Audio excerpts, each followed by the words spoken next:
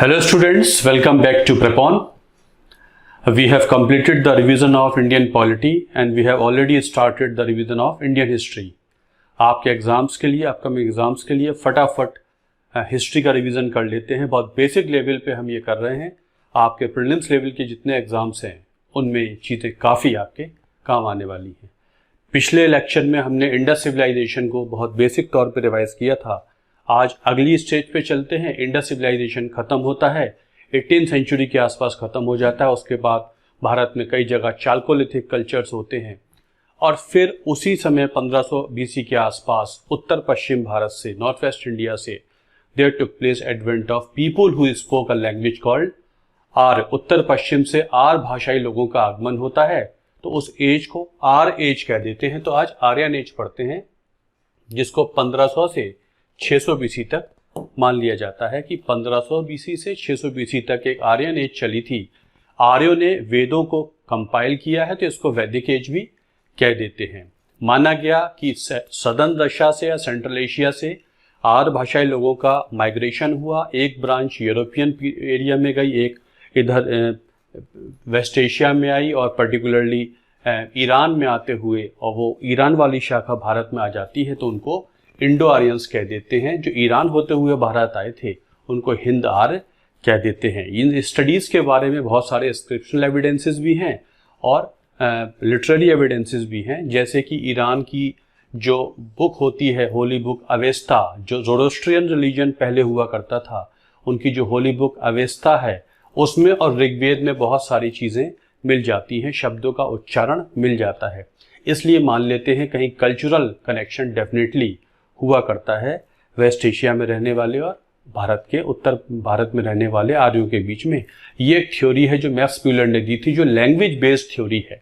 माना जाता है आर्य एक Indo European group of languages की 14 लैंग्वेजेस में से एक भाषा आर्य है, और बहुत सारे जो प्रोनाउंसिएशन है, बोलने का उच्चारण का तरीका है, उसमें बहुत सारे सिमिलरिटीज़ मिल जाती हैं। अंग्रेजी हो, जर्मन हो या पर्शियन हो या संस्कृत लैंग्वेज हो, सिमिलर मान ली जाती हैं। This is the beginning. Now सबसे इंपॉर्टेंट जो आपके लिए टॉपिक हो जाता है वो वैदिक लिटरेचर हो जाता है। वैदिक लिटरेचर का मतलब होता है 4 वेद। वेदों पे टीका टिप्पणियां लिखी गई तो ब्राह्मण, और टीका टिप्पणियां लिखी गई तो आरण्यक ग्रंथ, और फाइनली लिखे जाते हैं उपनिषद। मतलब जो वैदिक थॉट था, जो कविताओं के तौर पे, पोइट्री के तौर पे, मेजर तौर पे पोइट्री है उपलब्ध था, उसको समझा गया और विस्तार किया गया, एडवांसमेंट हुआ, पॉन्डर ओवर हुआ, थिंकिंग दी, ब्रेनस्टॉर्मिंग की, तो उससे निकलने वाली नॉलेज को समझा और विस्तार दिया, तो ब्राह्मणिकल थॉट आ गया, और थोड़ा सा समझा, उसका इम्प्लाइड मीनिंग समझा तो अरण्यक थॉट आ गया, और फाइनल मीनिंग जब समझ पाए तो उसे उपनिषद कह देते हैं।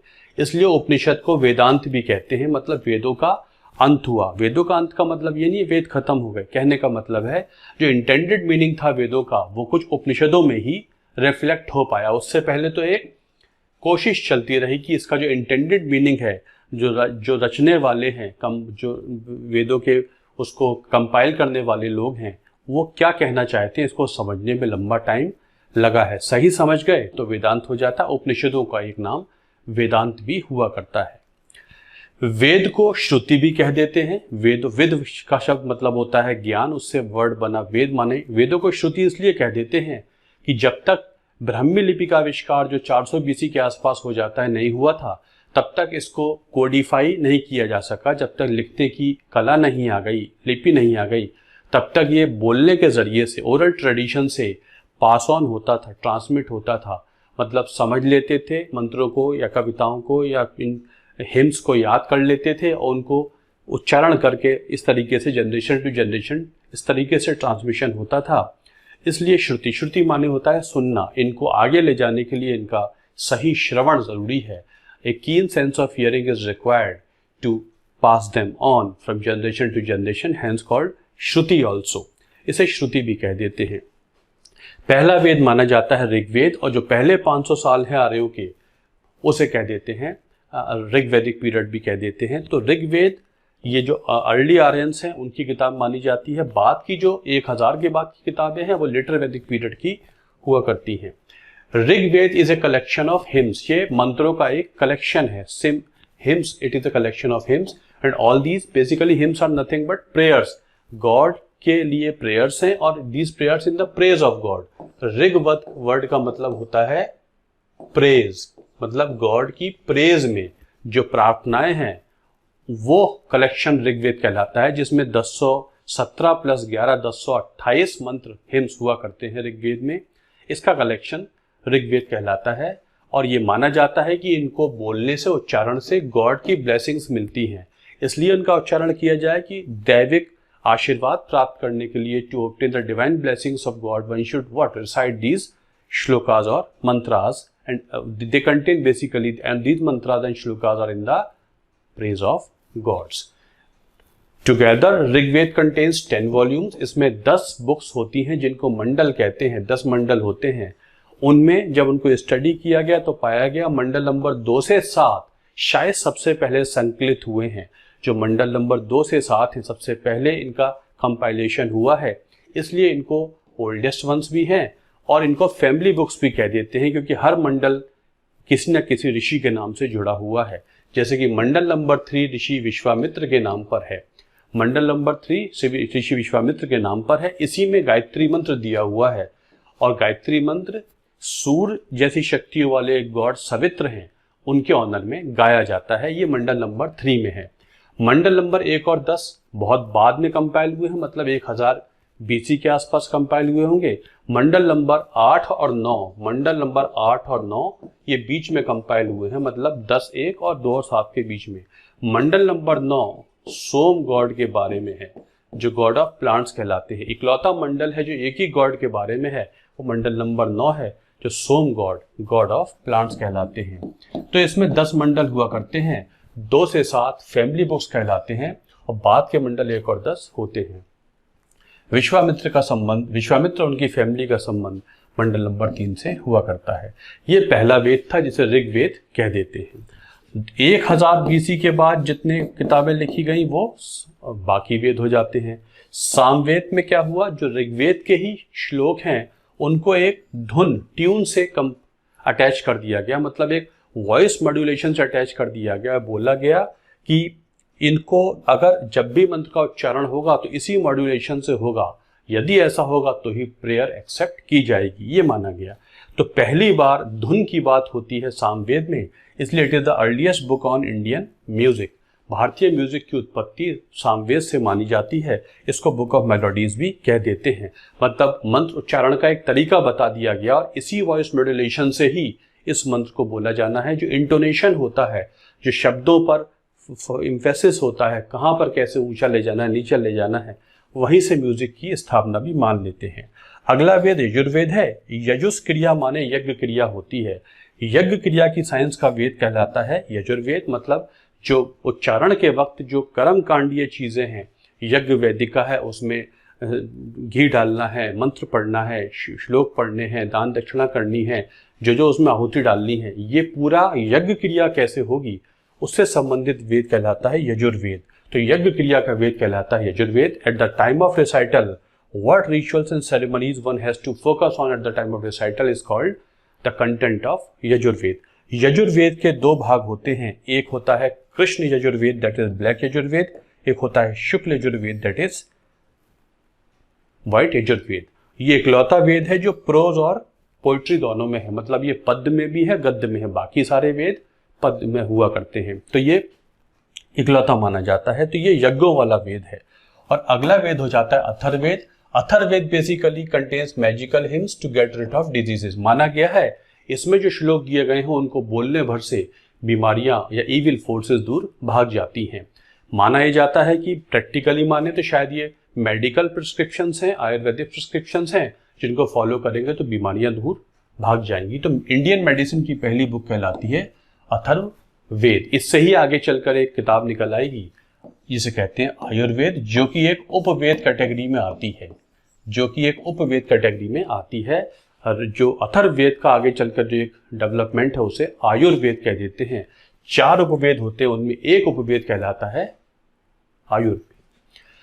अब वेदों के बाद एक ब्राह्मण साहित्य लिखा गया। ब्राह्मण साहित्य क्या है? वैदिक जो कंटेंट है उसको जब समझा गया, उस पर डिटेल्ड एक्सप्लेनेशंस आए, उसे ब्राह्मण साहित्य कह देते हैं। डिटेल्ड एक्सप्लेनेशंस ऑन हिम्स वैदिक हिम्स इज कॉल्ड ब्राह्मण साहित्य। इसमें बताया गया, इसको समझने वालों ने बताया, इन मंत्रों में छुपा हुआ है बहुत सारा ज्ञान।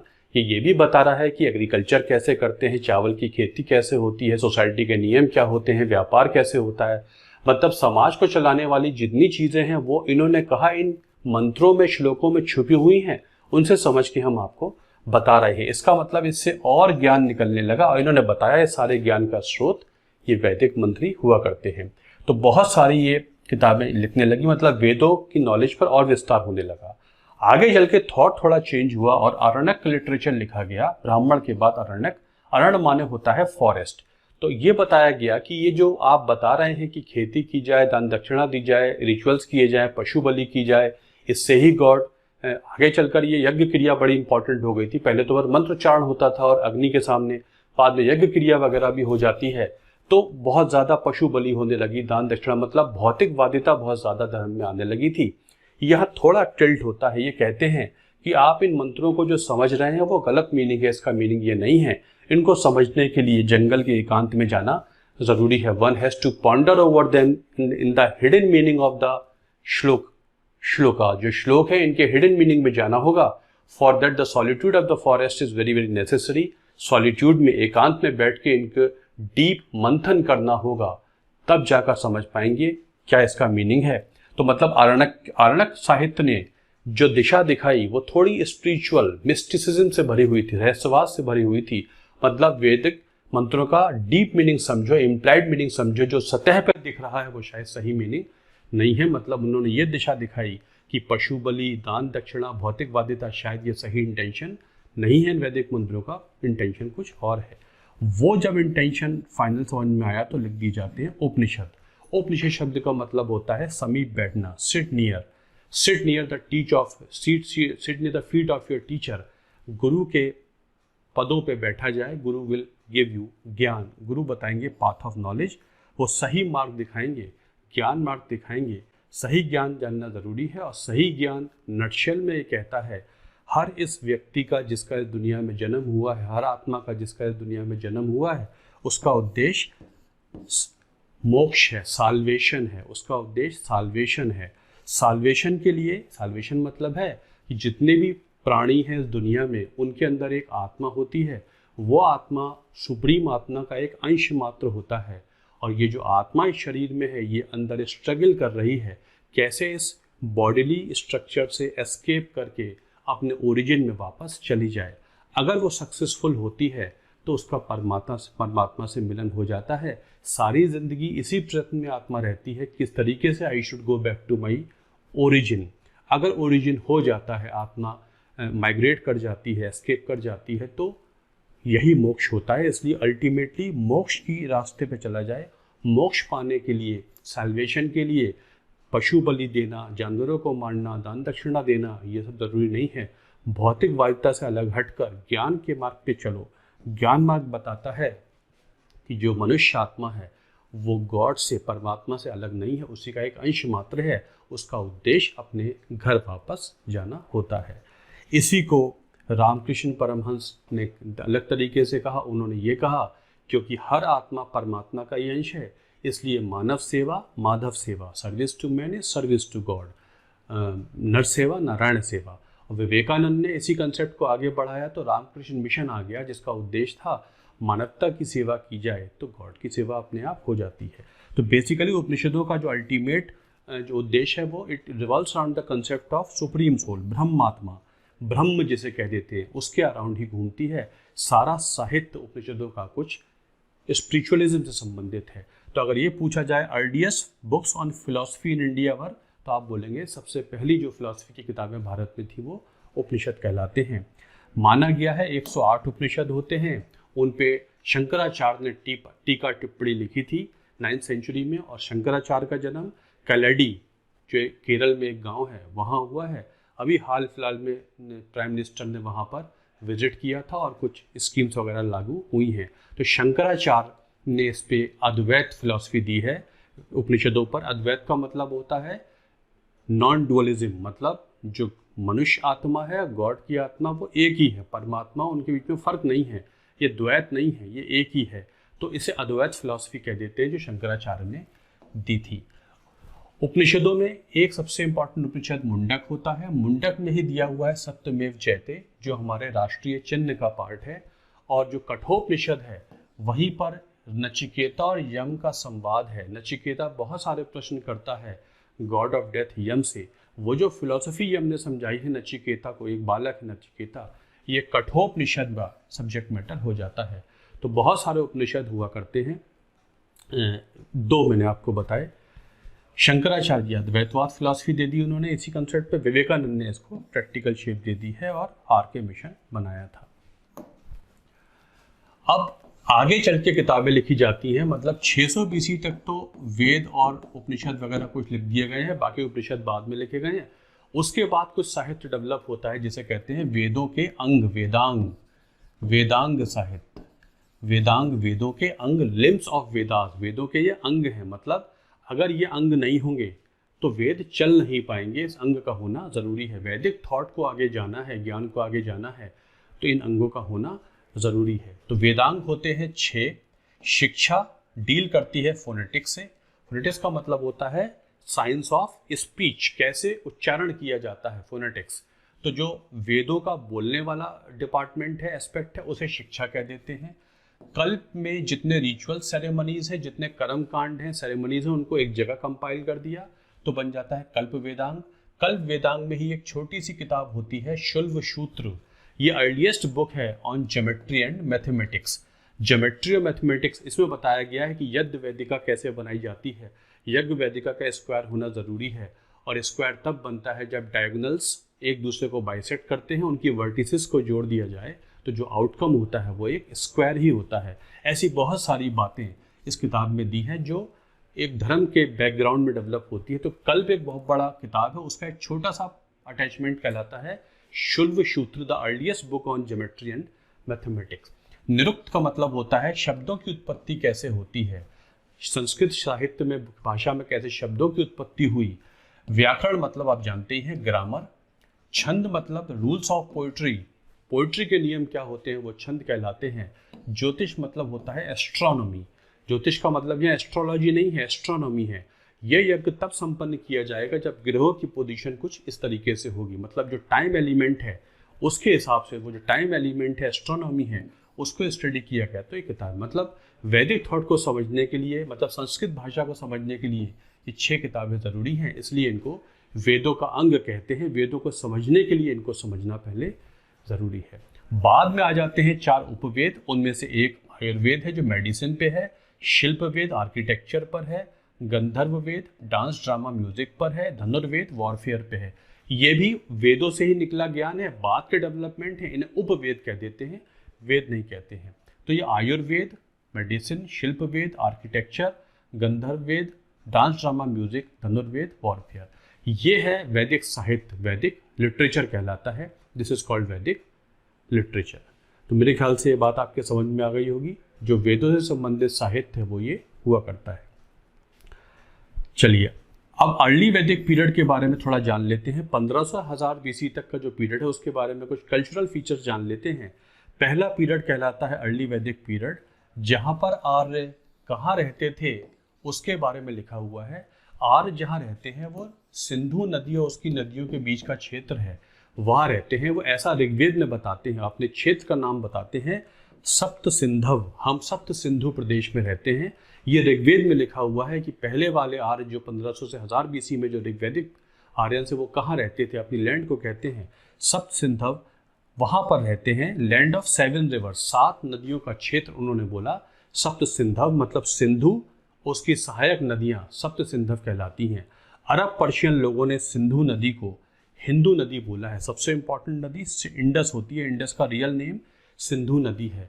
वेस्टर्न एशिया में, अरब वर्ल्ड में इसको हा को हा बोलते थे, तो वो हिंदू नदी हो गई। बेसिकली हिंदू एक नदी से निकला हुआ या एक समझिए ज्योग्राफिकल टर्म है। बाद में हिंदू नदी के पार जो रहते थे उनको अरब पर्शियन वर्ल्ड के लोग हिंदू कहते थे, तो बेसिकली एक ज्योग्राफिकल टर्म है।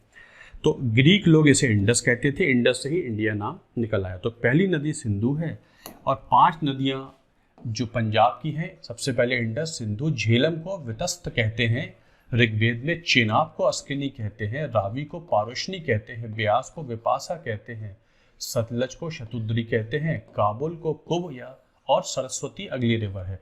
काबुल नदी को कुब कहते हैं और अगली रिवर जो सातवीं हो सकती है वो सरस्वती हो सकती है या काबुल हो सकती है। मतलब जो राजस्थान से लेकर अफगानिस्तान तक का क्षेत्र है इसे वो सप्त सिंधव कहते हैं।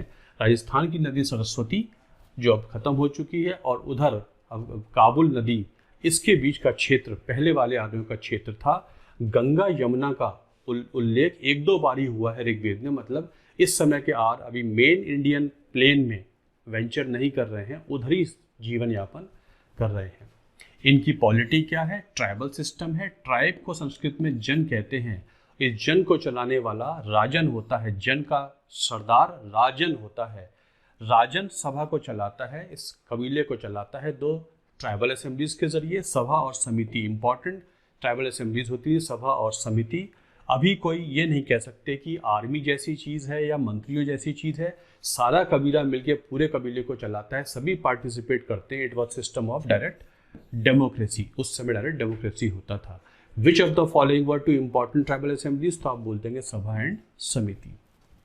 इकोनॉमी में देखें तो ये पशुपालन करते हैं, इनका मेन ऑक्यूपेशन पशुपालन होता है। सबसे इंपॉर्टेंट पशु इनका काव होता है। कहा जाता है एक आर्य का जीवन गाय के इर्द गिर्द ही घूमता था। तो गाय का बहुत सारा उल्लेख है, 176 बार गाय का उल्लेख हुआ है ऋग्वेद में। गाय से संबंधित बहुत सारे शब्द संस्कृत भाषा में आ जाते हैं। दोहित्री शब्द संस्कृत में का मतलब होता है पुत्री। पुत्री का काम गाय का दूध निकालना होता था, तो संस्कृत में दोहित्री का मतलब होता है गाय। ऐसे ही गोप का मतलब होता है किंग। ये मतलब गाय से निकले हुए शब्द हैं, गौ से निकले हुए शब्द हैं जो संस्कृत भाषा में आ जाते हैं। मतलब गाय शब्द ने भाषा में भी बहुत योगदान दिया है। और किंग का काम क्या है? अपने सिटीजन्स की प्रॉपर्टी की रक्षा करना। सबसे इंपॉर्टेंट प्रॉपर्टी क्या है? पशुधन।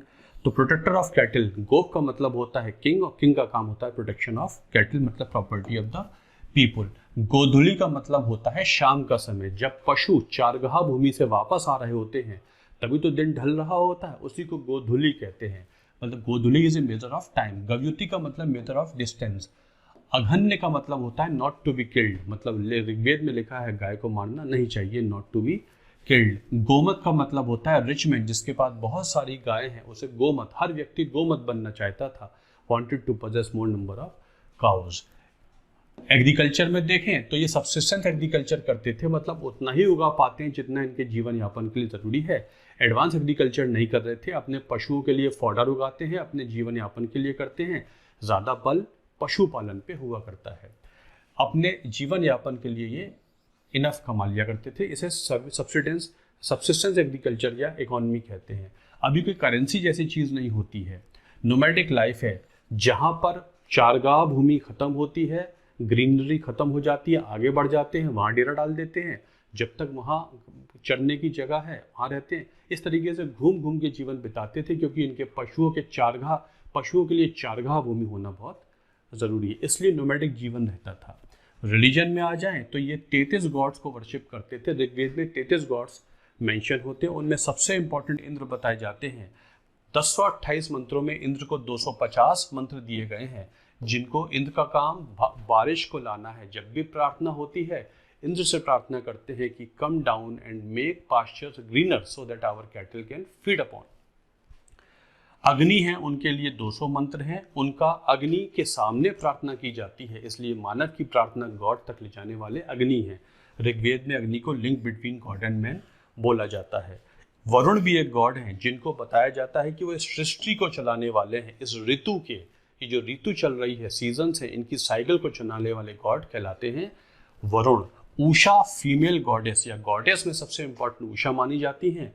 गॉडेस ऑफ डॉन कहलाती हैं, मतलब जब वो सुबह आकाश में अपने रथ पे आती हैं तो सुबह हो जाती है। ऊष काल मतलब early morning. Usha Aditi mother of goddess कहलाती हैं। और जब भी ऋग्वेद में रिलीजन को लेकर बात होती है तो बात ये होती है ऋग्वेद के लोग प्रार्थना किस चीज़ के लिए करते थे, तो वो हमेशा प्रजा और पशु के लिए प्रार्थना करते थे। प्रजा का मतलब ज़्यादा बच्चे दो ताकि मिलिट्री स्ट्रांग हो जाए, ताकि इंटर ट्राइबल बैटल्स हुआ करती हैं, वो आपस में ट्राइबल्स के बीच में लड़ाइयाँ बहुत होती हैं, तो वो आपस में लड़ने के लिए ज़्यादा मिलिट्री स्ट्रांग हो जाए, हमारी ट्राइब ज़्यादा बड़ी हो जाए, तो हमको सन चाहिए और हमें ज़्यादा काउ चाहिए, पशुधन ज़्यादा होना चाहिए। ये इनका रिलीजन होता है और ये रिलीजन पूरा का पूरा भौतिकवादिता से संबंधित था। अभी स्पिरिचुअलिज्म का एलिमेंट दिखाई नहीं पड़ता है। टेम्पल जैसी चीज़ भी उस समय नहीं होती थी, मूर्ति पूजा जैसी चीज़ भी नहीं होती है।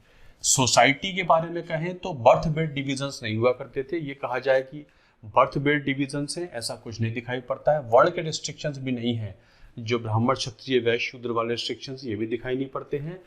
आगे चलकर 10वें मंडल में, ऋग्वेद के 10वें मंडल में वर्ण सिस्टम का पहला मेंशन हुआ है, लेकिन 10वां मंडल तो बहुत लास्ट मंडल है, मतलब 1000 BC के आसपास लिखा गया है। कहने का मतलब है ऋग्वेद में वर्ण सिस्टम का उल्लेख तो है, बट वो प्रैक्टिस एक्चुअली लेटर वैदिक पीरियड में सही मायने में होता है। उल्लेख पूछा जाए तो आप बोल देंगे फर्स्ट जो 10वां मंडल है उसमें पुरुषुक्त नाम का हिम है, उस हिम का नाम है, मंत्र का नाम है पुरुषुक्त। मतलब बताया गया है एक विराट पुरुष के शरीर के अंगों से 4 वर्णों की उत्पत्ति होती है। ये ऋग्वेद के 10वें मंडल में है, उस मंत्र का नाम पुरुषुक्त है। अभी महिलाओं के अगेंस्ट सोशल इविल्स जैसी कोई चीज़ दिखाई नहीं पड़ती है। तो ये ऋग्वेद के पीरियड की कुछ कल्चरल फीचर्स हुआ करते हैं। चलिए आज इसे यही रोकते हैं। अगले लेक्चर में हम लेटर वैदिक पीरियड को खत्म करेंगे और बुद्धिज्म पर आ जाएंगे। Thanks lot for watching this video. इसको लाइक कीजिए, आगे बढ़ाइए और चैनल को सब्सक्राइब कीजिए। प्रेपॉन को आगे ले जाना है। Thank you very much.